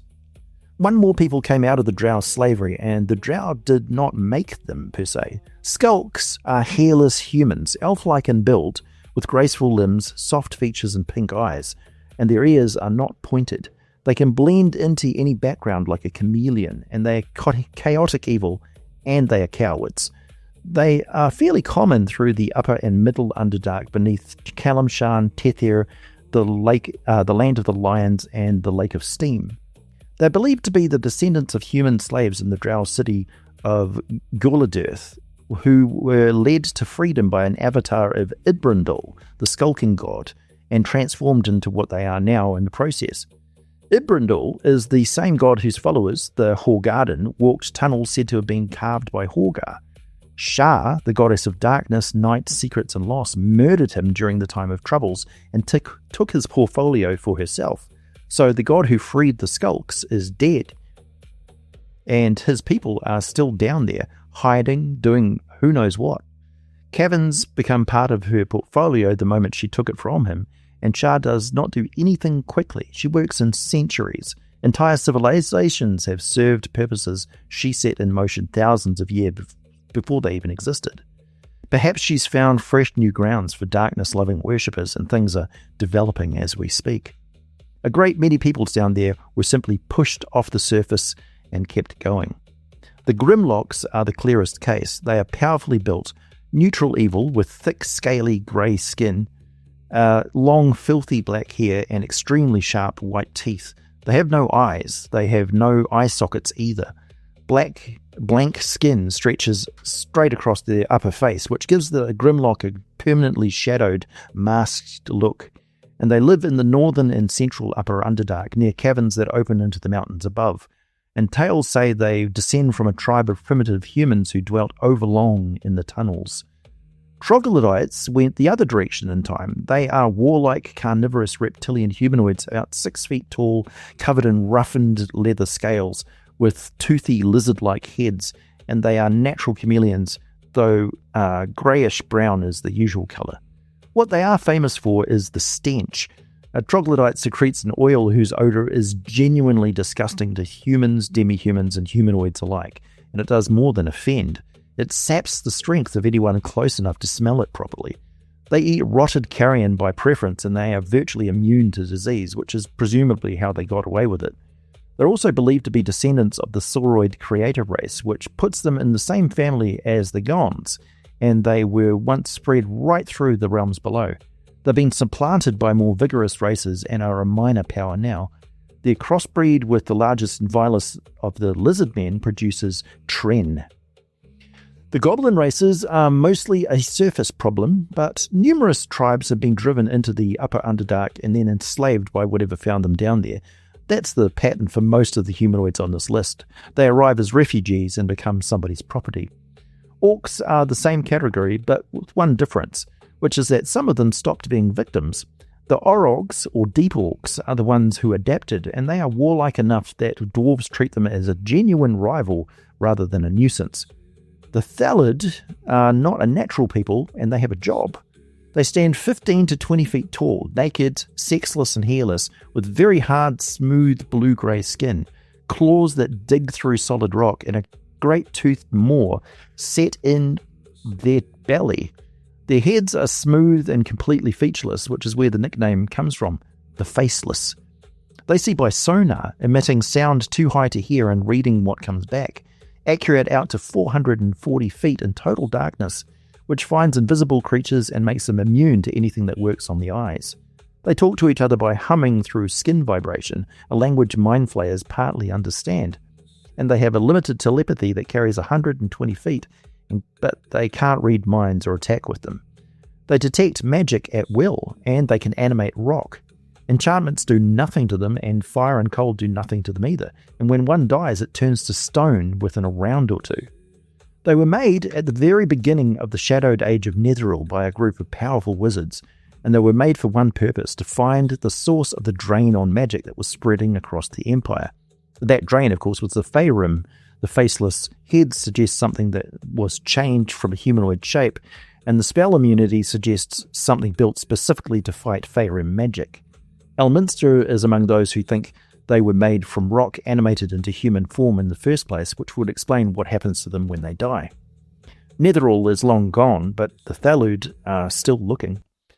What they are looking for now is the source of all magic, which they believe lies hidden somewhere deep in the earth, and they've been searching for it for their entire long lives. Magic is sacred to them. They never use magic's items, not once. They protect and venerate them instead, and the whole clan holds every magic item it owns as common property and guards it. They get their name from the habit of burrowing up from the depths to plunder tombs, temples, and wizards' towers looking for more. They're also slightly in awe of earth elementals because they believe earth elementals are created at that source, and they're reluctant to attack one. Their personal treasure is not magic at all. It's pretty stones that are dull when uncut, quartz and jade and agate and amethyst, and they keep them in caverns of glow rock in the utter depths. Glow rock is a stone that gives off a natural amber or lime green fairy fire, harmless unless useless for carving because it's too soft, and it turns up in radiation-strong parts of the Underdark where it glows brightly. Thalid have sonar and don't need light at all. They seem to sense the glow anyway, and they seem to enjoy it. Nobody knows whether they have young. No Thalud child has ever been seen, and no pregnant Thalud either. Nobody knows who leads a clan. They make deals with other beings and they keep them, so they are assumed to respect rules and authority. They will help Sverfneblin and dwarves and leave their magic alone. They hate Umberhulks and sometimes enslave them from birth. They ignore Zorn and Zorn ignore them. They dislike Durgar and Drow, and they're bitter enemies of the Illithids and the Phaerimm, both of whom they've killed, and have killed a good number of them. The Tren, as I mentioned before, the troglodyte lizardfolk crossbreeds, live in a damp subterranean country, and they deserve more than a passing mention. They're a crossbreed of troglodytes with the largest and vilest of the lizardmen, 6 to 7 feet tall, 220 pounds, leathery scales on grey and green, brown, spiky on the males and smoother on the females. Their tails are vestigial and useful only for swimming. They speak both lizardman and troglodyte, and in places the two have fused into a hybrid language of their own. They inherited the chameleon skin and the oil of their troglodytes. Motionless against a stable background, a Tren is 90% invisible, and they attack out of that concealment. The oil they secrete when excited carries the same appalling stench their troglodyte ancestors are known for, and anyone within 10 feet of it loses a good deal of their strength for the length of the fight, as well as the contents in their stomach. What defines them is metal.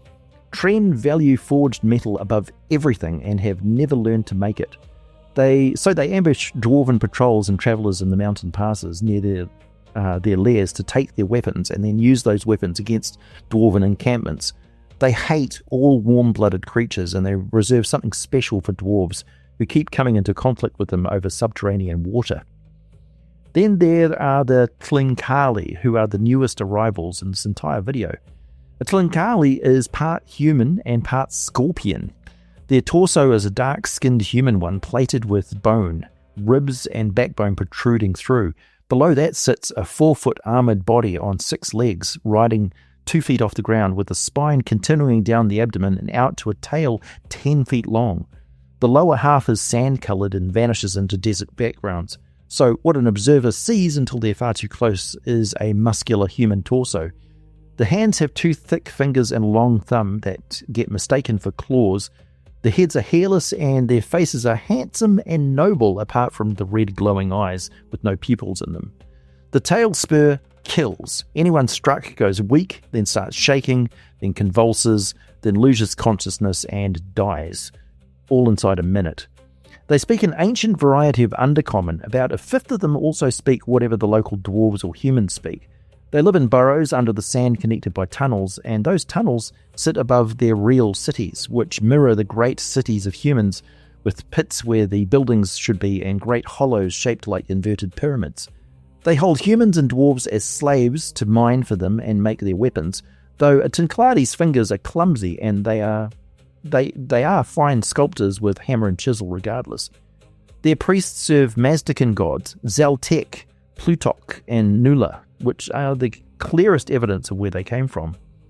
And the Dark Nagas, who are the answer to the question I've asked more than once, which is whether there are Nagas in the Underdark. Well, there certainly are. Dark Nagas lair in rocky places across the Underdark, in caverns and in ruins.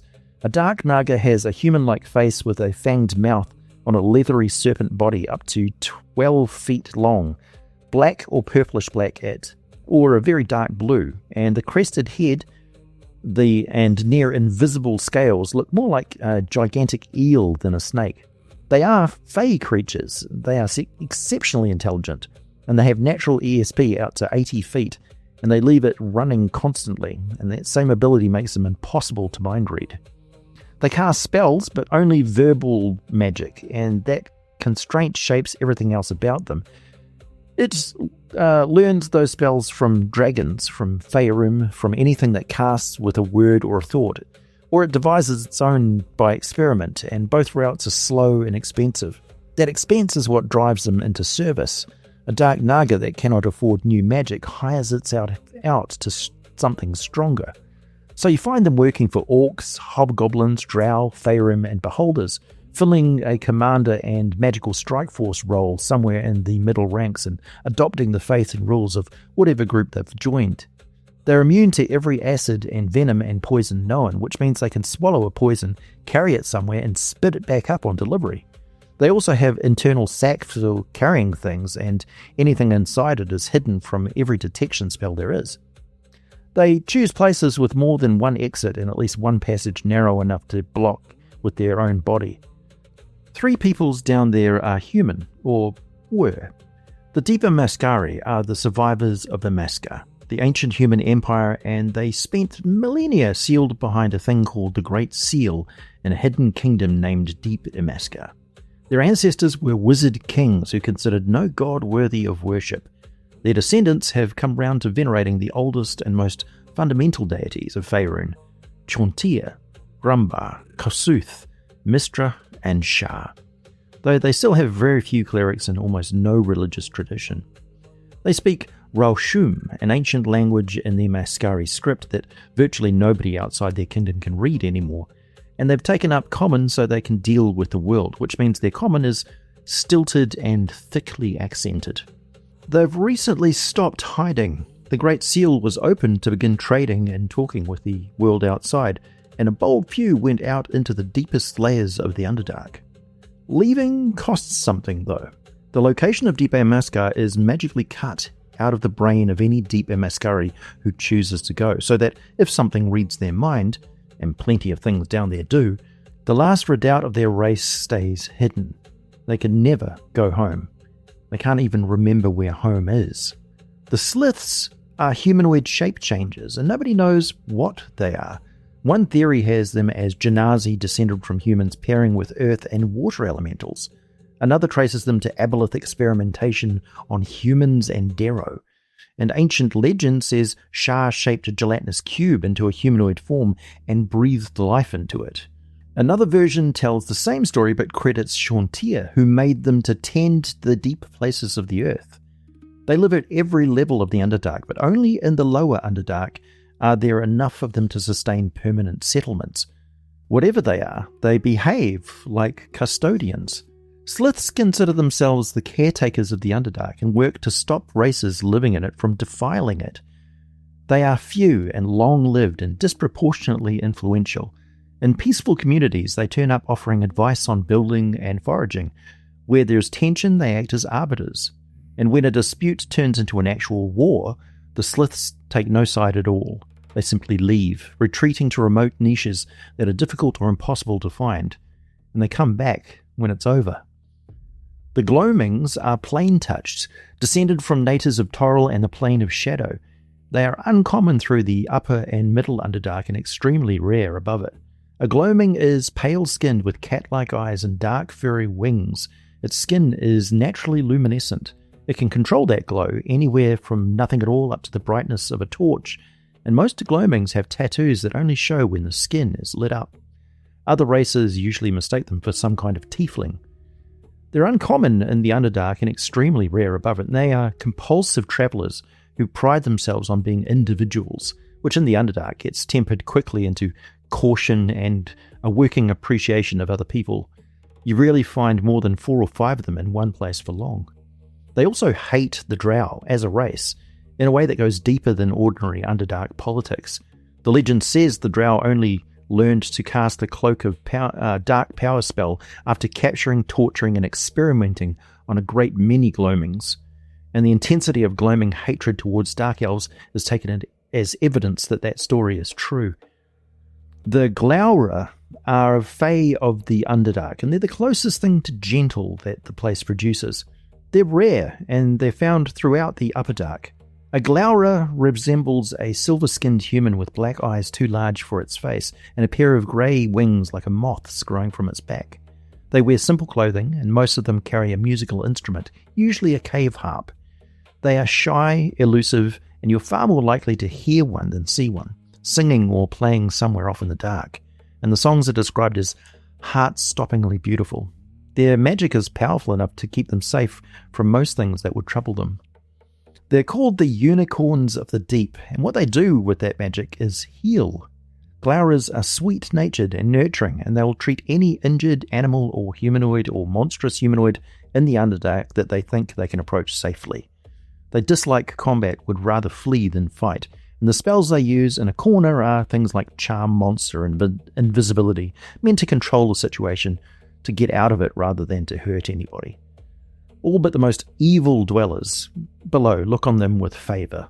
Peoples like the Svirfneblin and the Sliths build small shrines near Glaura lairs and leave gifts of food and drink at them.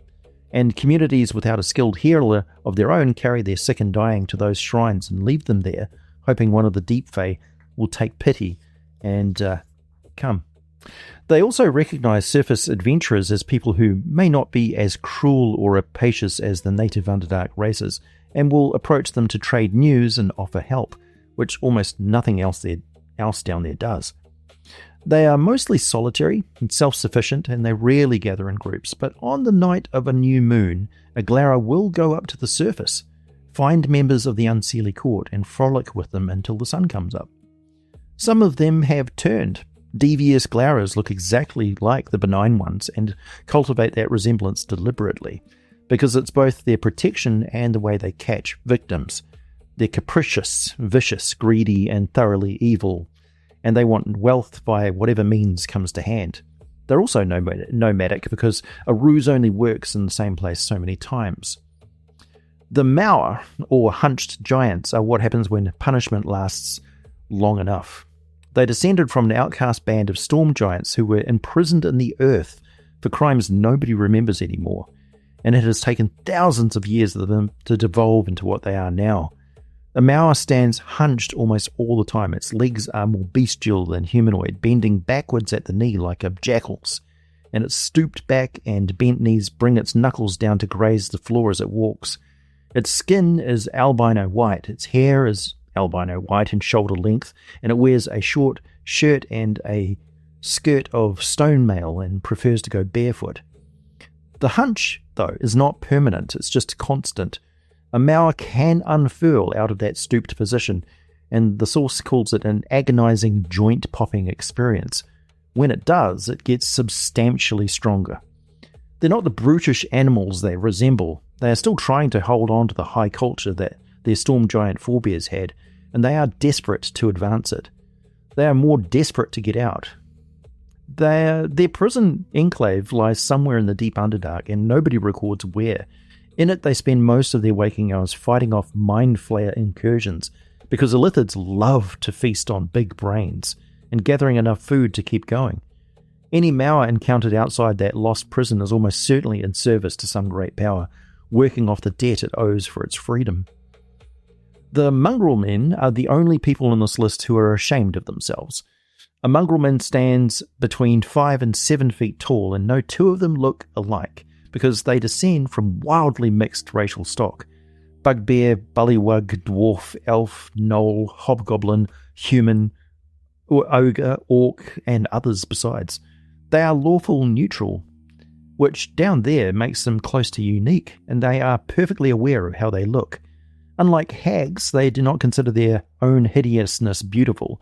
They know exactly what they are, and they conceal their bodies from strangers under simple filthy robes that double as camouflage. That awareness runs the other way too. Mongrel men have a deep appreciation for beauty, almost certainly because they have none of it in themselves. Any vaguely pleasing feature in anything is admired enormously, and a mild compliment about their appearance is received as an act of remarkable kindness. Their signature ability is their voice. A mongrel man can imitate the sound of any creature it has ever encountered, including monsters with vocal attacks, though it can't reproduce what those attacks actually do. It can also combine and distort the sounds it knows into ghostly wails and snarls and hoots and roars. And from concealment, that's frightening enough to send people running. Their own language, mongrel, is a pidgin built out of common and interspersed with growls, whistles, grunts, howls, and gestures. Every mongrelman has 2 names. The first is a true name, usually an animal noise. The second is its slave name, adopted from something pronounceable in whatever language the people around them use. Slave names are often demeaning, and it's of no concern to them at all. Titles don't exist in their society either. Elders, priests, and chiefs all go by their true names with no regard for station. Their religion is secretive, and its object is called the Hidden God, which appears to be a twisted and warped memory of their actual creator, an unnamed wizard. No spell has ever confirmed this god exists, and no miracle has ever been recorded. But they believe it anyway. There is reason for that. The mongrelmen appear to descend from a creature called an infiltrator, a shape changer built by a wizard which could consume the flesh of a medium humanoid and become a perfect simulacrum of that race within the hour. The infiltrators were devoted to their creators to a degree that crossed into religious worship, but they were built with a flaw. They could not pass on their own genetic code. What their offspring inherited instead was a random amalgamation of everything the parent had eaten, which is precisely what a mongrel man is. They excel at theft and camouflage. They gather in ruins or small shantytowns throughout the upper Underdark, staying near the surface while scavenging, where scavenging is easier, with their settlements connecting upward in numerous places. Survival is the goal, and patience is the strongest suit they have, and they got through their history on tolerance and teamwork, which is why so many taken as slaves simply stay slaves, waiting calmly until somebody else frees them. The Boogans are what happens when 2 enslaved peoples found each other. Orcs are less common in the Underdark than you would expect, given how thoroughly they infest the abandoned dwarf holds of the north, but neutral evil orc and Quaggoth crossbreeds, called Boogans, are growing in number throughout the upper reaches of the far northern Underdark and beneath the great forest of Cormanther, beneath the troll moors. Quaggoth clans that follow magic interbreed with orc tribes specifically to resist outside slavers, and the tribes that come out of it call themselves the Spider Killer, which tells you exactly who those slavers are. The Dero are the ones nobody wants next door, and everybody has them anyway. They look like small dwarves with blue-grey skin and hair that runs white or yellow or a pale tan, and their eyes have no irises and no pupils at all, just uniform, pale, startling white. Most of them look haggard and wear shabby clothing, which makes them look pitiable right up until the moment it stops being useful to them. They see in total darkness and into the ultraviolet out to 120 feet, and sunlight actually makes them sick. An hour of it costs a Dero some of its constitution, and enough hours will kill one outright. There are 3 stories about where they came from, and the Dero tell all of them. One says they lived on the surface of Phaerimm once and opened portals to the Far Realm, and the World Serpent was so offended that it cast them down into the Underdark. Another credits their god Ellyn'taal, who created them after his own escape. The Duergar say they were a clan of grey dwarves who got left behind when the rest broke free of the Mind Flayers, and that everything wrong with them dates from that. Ellyn'taal is called the Betrayer, and the story is that he stole magic from a great evil and arranged for his own twin brother, Ixzan, to pay the price for it, then taught the Dero that deceit and cruelty are virtues. He has almost no clerics. What he has instead are savants, and the savants are the undisputed leaders of the race, followed fanatically. Ordinary Dero only notice the madness when a savant displays it, and they read those episodes as messages coming through from the Deep Lich. Ellyn'taal sends no messages. He is entirely indifferent to what his savants say or do, as long as they revere him and the Dero keep getting stronger. The madness itself is delusions of grandeur combined with sadism and murderous impulses that a Dero can suppress, but not for long. A few weeks of cooperation with another race is about the limit before something gives, and no Dero is capable of recognizing that it's out of its mind. They are widespread and turn up in small bands almost anywhere. Dero warrens exist in the middle of many Drow and Duergar cities, and independent Dero holds fester in the darkest reaches of the realms below.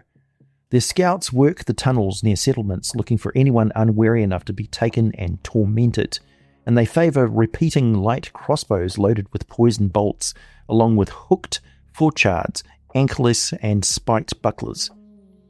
A solitary Dero will devote itself to some strange quest, collecting particular sorts of gemstones for a fanciful magical device, or killing as many members of one specific race as it possibly can. Others are sent out on missions by the savants, and a mission driven Dero will attach itself to any convenient kind of comrades to get its rational goal accomplished. Nobody claims them. Other dwarves refuse to recognize them as dwarfkin at all, and shield dwarves are openly hostile. Duergar and Illithids enslave them routinely, and there's one more thing. Other races called Cloakers Dinkarazan's mantle after the mad god the Dero did not talk about, because a Cloaker's mind is alien in the same way. The Orogs, or Deep Orcs, are the ones who made something of it. They rival dwarves in the making of weapons and machines of war. They gather in great cities, and they consider themselves a martial race rather than a savage one, which is a distinction their surface kin never bothered with. Their isolated cities are often in volcanic regions because Deep Orcs tolerate temperature extremes, and they want thermally active ground for their forges. They are cruel and strong and domineering, but not as sadistic as the Dero, and nowhere near as hostile to everything as the Mind Flayers or the Troglodytes. So an Orog mercenary has no trouble finding work. Do not confuse them with Neo-Orogs, which are something else entirely. Magical hybrids of Orc and Ogre bred by the Red Wizards of Thay, living only in barracks the Red Wizards built for them, with no independent groups anywhere and a reproduction rate so poor that Thay has only ever fielded a few companies of them. The Tanarukks are plain touch, bred from orcs and demons at Hellgate Keep during the centuries when demons ruled it and needed a reliable supply of soldiers. After enough generations, they bred true, which makes them a new race native to the realms. Most of the ones in the Underdark are in the north, among the ruins of the ancient dwarven realm of Amarindar, and thousands of them make up the Iron Core of Caner Vox Scoured Legion, an army that has not yet lost a fight in all the endless feuding down there. The Minotaurs control almost no territory of their own apart from the vast region called the Labyrinth, which lies in the North Dark. Everywhere else they turn up as marauders, mercenaries and slaves in the great cities. cruel and dim-witted and violent, and loyal to their comrades and fearless in a fight. A minotaur with a sword to sell can travel freely throughout the domains of most Underdark races. The ones who turn against that arrangement hate slave-holding races with a particular intensity and fight furiously to free captives. Some of the things down there are not peoples at all, but the peoples around them are built entirely out of what those things do. A deep spawn is a 14-foot rubbery sphere of mottled grey and brown flesh with 6 arms projecting from it, 3 of them dexterous tentacles that can wield weapons, and 3 snake-like appendages ending in toothy jaws. Dozens of retractable eye stalks cover its body, of which it extends 3 or 4 at a time and keeps the rest of them out of harm's way. It lairs in caverns and ruins and prefers to let its spawn and a series of clever, deadly traps do the defending for it. The spawning is what matters. By some unexplained natural means, a deep spawn can grow and give birth to any creature native to the material plane that it has ever devoured. The spawn has the same type, natural attacks, magical abilities, alignment, and intelligence as the creature that was eaten, and it retains that creature's learned abilities, class abilities, skills, and feats, along with some dim memory of its former existence.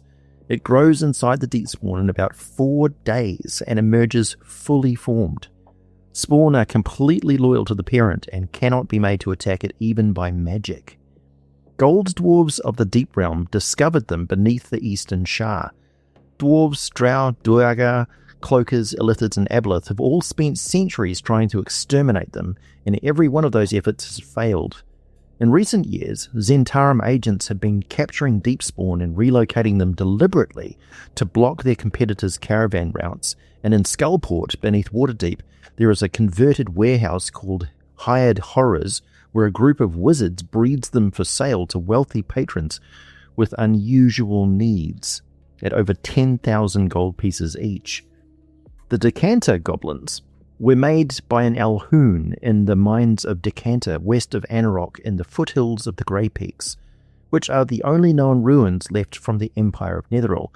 An undead mind flayer called the Beast Lord has been experimenting on ordinary goblins.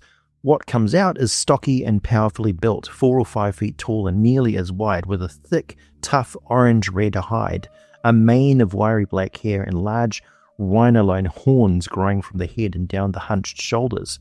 Their hands can still manipulate small objects, but end in powerful claws. They heal 3 points of damage every round as long as they're still alive, and they are increasingly common through the surrounding mountains, which suggests the Beast Lord is not finished. The Phaerimm giants are stone giants the Phaerimm got hold of, and they are named for the Phaerimm, the region of the Underdark beneath Anarok where the Phaerimm were imprisoned. Inside that prison, the Phaerimm mastered every creature trapped in there with them, and this is one of their results. The Phaerimm giant would be 20 feet tall if it could stand up straight, but its body is stooped and hunched and it walks on its hands. Its jaw protrudes and its teeth are sharp and elongated. Its hairless skin is incredibly tough, and its back is covered with hard plates reminiscent of a beholder's hide. Its eyes are yellow and watery, and its ears are tiny. They don't use weapons or throw boulders like other giants. They attack with claws and teeth. Enslaved ones follow orders without question or fear, while the feral ones are noticeably more cunning and show a great deal more instinct for self-preservation. The Doom Spheres are undead beholders found in the beholder territories of the Middle and Lower Underdark, where eye tyrants have died, and certain primitive tribes down there have worshipped them as deities. The Doom Sphere keeps some of what it had in life. The central eye still projects its anti-magic cone. 2 of the eye stalks carry fear and slow, and the other 8 have been replaced with powers appropriate to a ghost. It has a corrupting touch. It bites, and its cold and electricity do nothing to it at all. An eye tyrant that has died and come back, and people still kneel to it.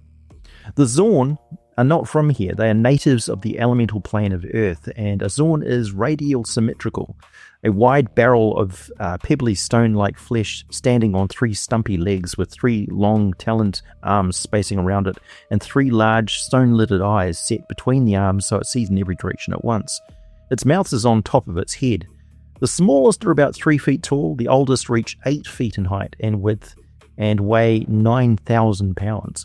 They travel through solid rock the way a fish moves through water, and this is the part that really gets me. The Zorn does not displace the stone. It merges with it and flows through, and it leaves no tunnel, no hole, not a hint that anything's passed. And it always goes mouth first, like a missile. What it eats is rock, minerals, precious metals and gems, and it can't digest any meat at all, which means the Zorn has no reason to hunt anybody. It can just smell metal and gemstones from 20 feet away and attacks to defend itself or because it's hungry and you're carrying food. And when a group of them wants what you have, they send one of their number to negotiate for it first, which is more of a courtesy than most things down there extend.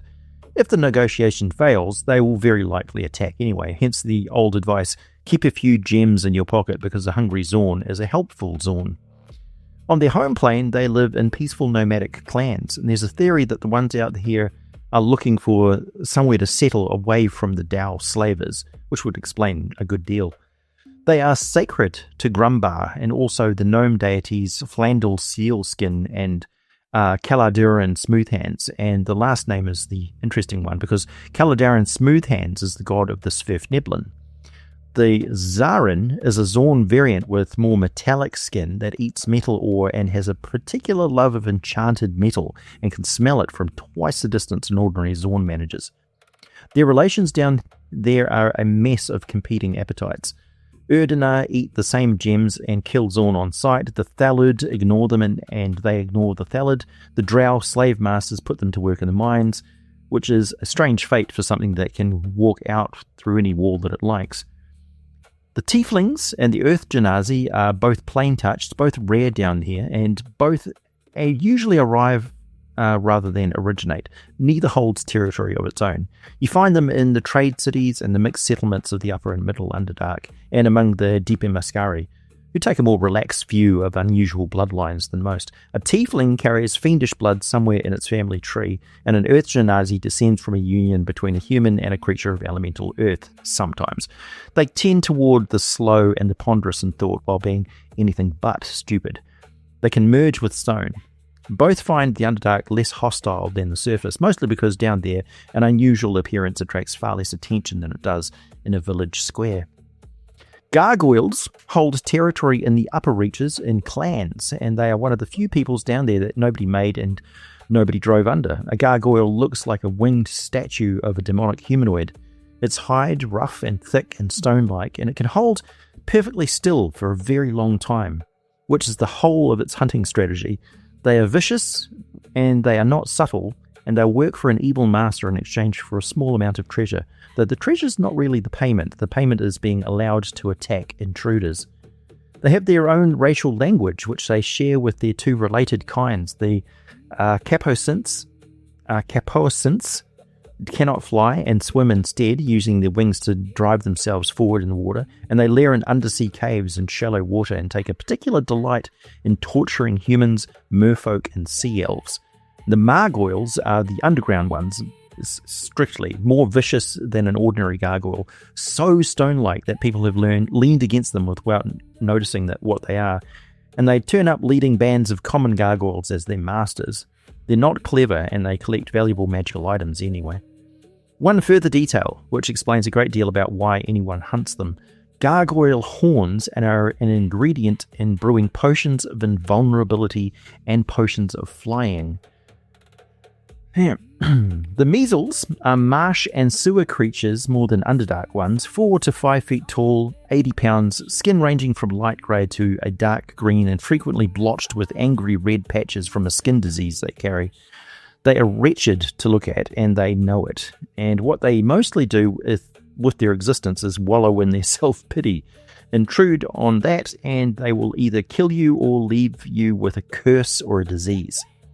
Their weapon is the garrote. A measle lies in wait, lets you go past, comes up behind you, and puts a wire around your throat. And it holds on to you really tightly. You have about 2 rounds, and then you can't breathe. Their claws carry a skin disease, and anyone infected loses dexterity and constitution over the following days, sometimes permanently. They are carnivorous, and they prefer humanoid flesh, hunting orcs and kobolds by preference and anything else that presents itself. They're also compulsive thieves.